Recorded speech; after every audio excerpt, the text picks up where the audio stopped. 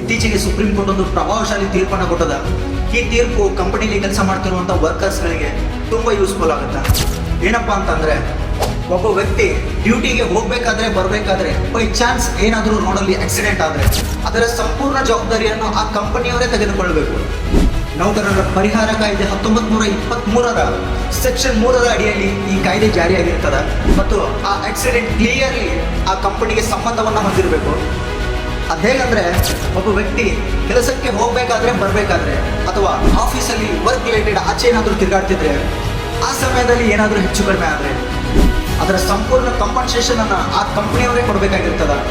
ಈ ಕಾಯ್ದೆಯ ಅರ್ಥ ಒಬ್ಬ ಎಂಪ್ಲಾಯ್ ಕಂಪನಿಯ ಒಳಗಡೆ ಅಷ್ಟೇ ಅಲ್ಲದೆ ಹೊರಗಡೆಯೂ ಕೂಡ ಪ್ರೊಟೆಕ್ಟೆಡ್ ಆಗಿದ್ದಾನೆ ಅಂತ ಎತ್ತಿ ತೋರಿಸುತ್ತದೆ.